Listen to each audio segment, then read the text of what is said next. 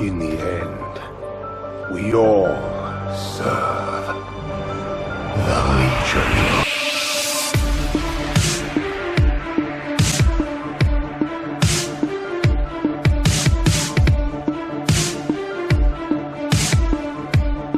Everyone says they're ready. Go ahead and count us down. Hey guys, Derek here from Knights of Deathbridge Gaming. Wow, it's been a minute, eh? About 3 years, and I've come back. I missed YouTube. I missed the creation portion of everything. It's nice to be home. And I was asked to do a show on Diablo. And I was like originally thinking, how can you do a show about Diablo? I thought about doing a lore show. I thought about doing should this be even played anymore? A total history. And I think the best way to actually do it is to actually play an entire season. Season 20 is dropping on Friday, so from the time of this recording, we've got 3 days until season 20. And I think that can be the only way to do it, is to start and do it a weekly episodic show where I am progressing or moving through. That way you guys get to see what Diablo actually is and see how a season plays out. I'm not trying to do this as hype for Diablo 4 that we saw back at BlizzCon. The trailer does look amazing. But I'm also looking at it as, is this game still worth it after 8 years? I know when I get really tired or burnt out in World of Warcraft, I take a step back and I play a couple of weeks of Diablo, and I enjoy it for what it actually is. It is the quintessential RNG god-hating, loot grinding adventure that you actually get to play, and it's done in such a way that it really doesn't even pretend to be something other than that. Blizzard has done an amazing job with keeping this game going for 30 years. That is an incredibly long time.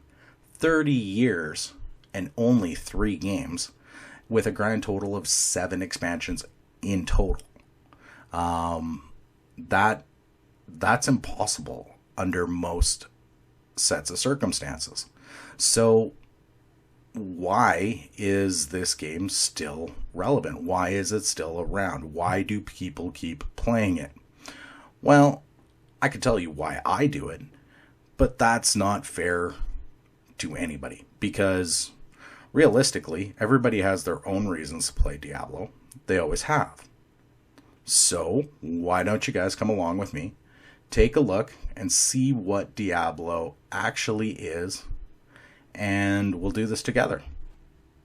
I know that I said we would start with the new season, but I found this footage from actually a couple of years ago, and I kind of thought maybe it was time, maybe I should just throw it out there, show you guys basically what Diablo is, and maybe give you a little bit of visual explanation of what we're doing.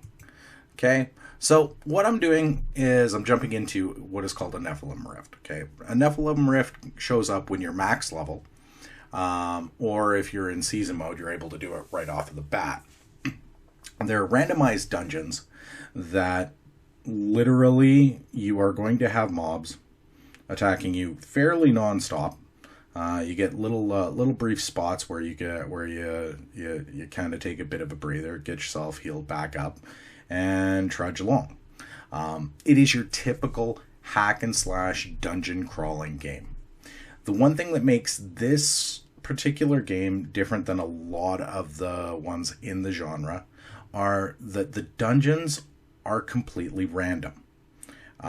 You don't know which dungeon you're going to get, and every time you get, say, this particular dungeon, the layout is going to be totally different. It is a very good lesson in cartography. That's map making, because you actually use your map and you look. You have to look around your map to figure out where you have to go to get to the next floor. That sort of thing. This footage that I'm showing is just from normal Diablo. It isn't a seasoned character. Normal characters they're that. There's nothing special. You continue to level. You continue to gain your Paragon levels. And you get to play around with every single build you want. They don't get erased. They're an evergreen character. That way you don't lose progress. And realistically, it's the character that you will start with. The first time you go through, you don't have access to season modes on the outset. You have to play through their story, and the story is actually quite good. I was quite impressed with how well they did it for somebody that we were supposed to have killed in Diablo 2. Bringing him back was a lot of fun. And it gave us a reason to go back to Tristram. So yeah, you play through your story mode, then you unlock everything else. There is no real end game in this particular game. There are no raids. Once you beat the final boss, and I'm not going to spoil who the final boss is, or anything like that. Although you would think it would be the title character, but it's not. There is no rating. There is no extra content, or major content patches like you would find in a MMO. Once you're there, you're there.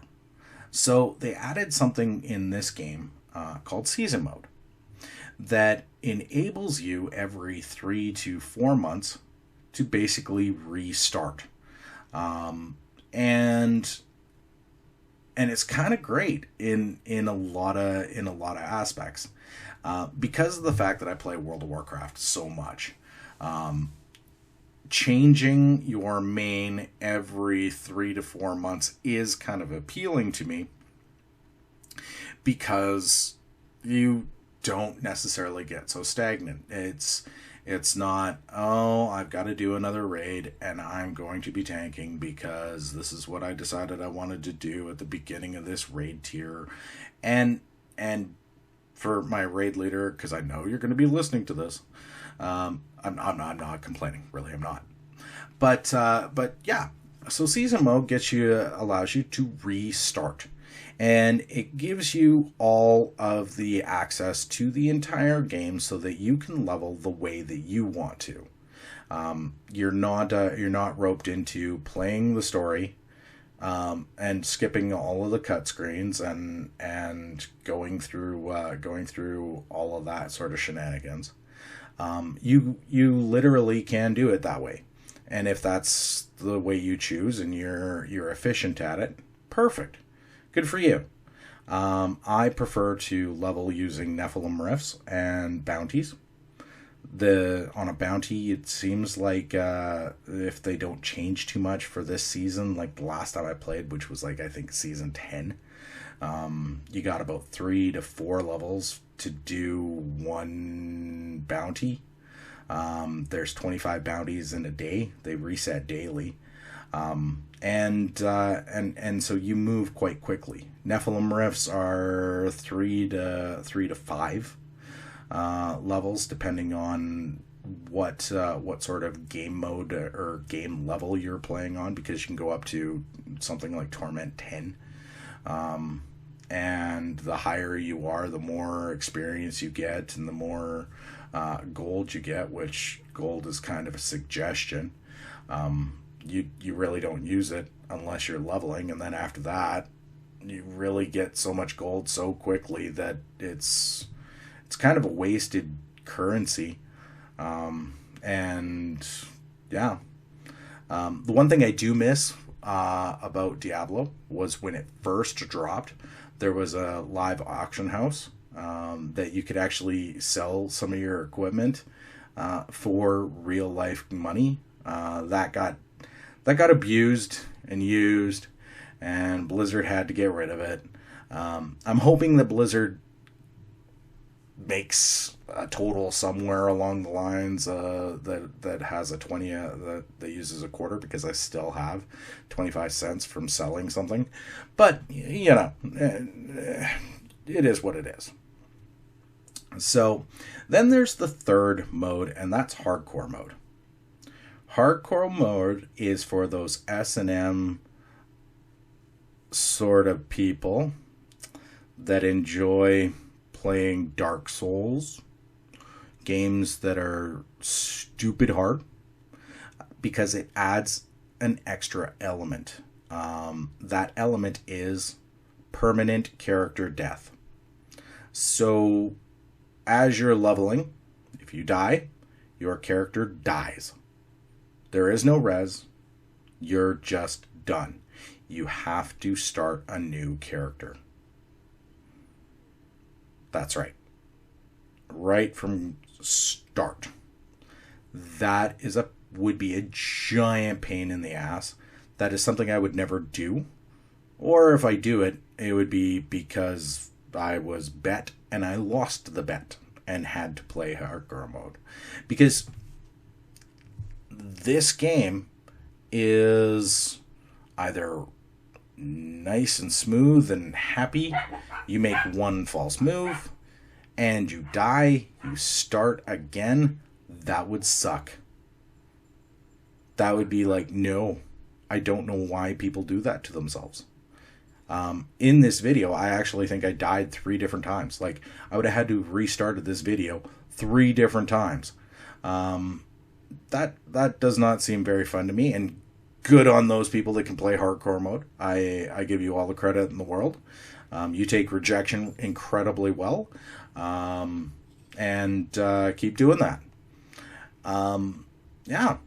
So as I've been playing here, you can see that there are normal mobs. Their names show up in white.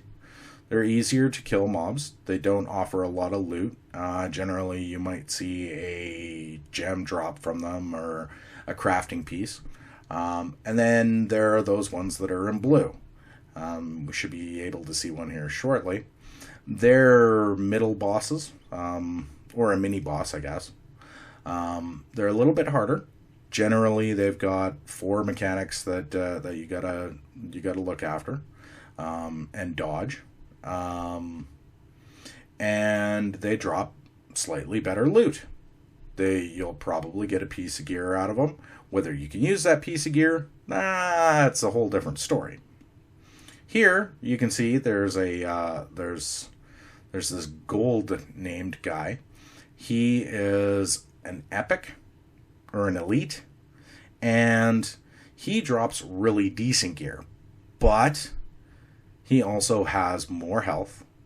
It's like a tyrannical version of some of our bosses in World of Warcraft. A little bit harder, more mechanics, less forgiving. They take longer. Try to clear out as much space around them. Kill the ads first, then nuke them down, and you just got to try to stay alive. My enchantress is the one that actually keeps changing everybody into chickens. That's how they do fear in this game. It's awesome. But yeah, and then once you fill up this bar that you won't be able to see really in this video because the video quality I had back then was very different than what I got now.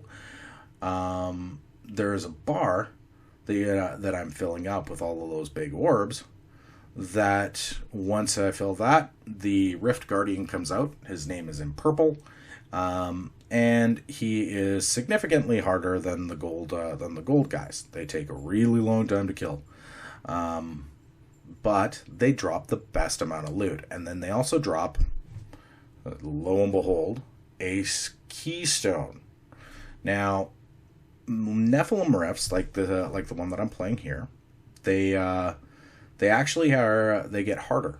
The idea of Mythic Plus dungeons came from Diablo, and you have greater Nephilim Rifts, and they've been doing this for 8 years. That's how long it took Blizzard to perfect it for World of Warcraft. You use your keystone, you do it slightly harder. At the end of it, you get a legendary gem. Those legendary gems can only go into your helmet, I think it's only into your helmet. At least that's what I think it used to be. Or maybe it's only into your neck piece and rings. That seems to make more sense. It goes into your neck and your rings, because you can have multiple of these legendary gems and blah blah blah. And they actually have great properties and help you move to higher keys. Cool part about Diablo, you can do a Mythic Plus dungeon or a greater Nephilim Rift solo or in groups. And they actually have a full leaderboard for those people that are competitive. Something that World of Warcraft does have and sort of has been following. Kind of wish they had they did it in game and server based, sort of like Diablo.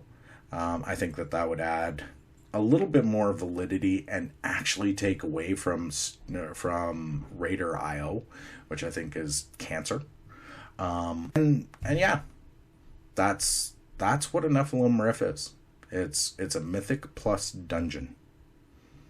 And yeah, this is Diablo. Like I said, it doesn't pull any punches. It doesn't say, hey, I am going to be doing a lot more questing and you need to do this, this, and this. No, it's you run dungeons and you collect gear and you pray that a legendary drops or a tier set drops. And you just keep going and going and going. It's a lot of fun. Maddening. You can expect to die. You can expect to die a lot, especially if you're moving up in torment levels. Those are a little bit of a pain in the ass, but still an entire amount of a great deal of fun and maddening fun. So I can't wait to see what happens this season. I've never played an entire full season. I'm gonna warn you guys. There's gonna be swearing. There's gonna be language. This is not gonna be work appropriate. Hell, anybody who knows me knows that I'm really not I'm not work appropriate, and most people are confused as to how I still have a job and have not been fired from the things that come out of my mouth. That's a word of warning. You're still there? Good. So, starting this Friday, I'm going to be recording. Feel free to, if you got me on BattleTag, to say hi and ask me how it's going. I probably will be also recording voice, so I probably won't be in Discord. But if I am, feel free to jump in, and I'll see about recording that, getting that into the videos. So, guys, thanks very much. It's good to be home, and I'll see you next week.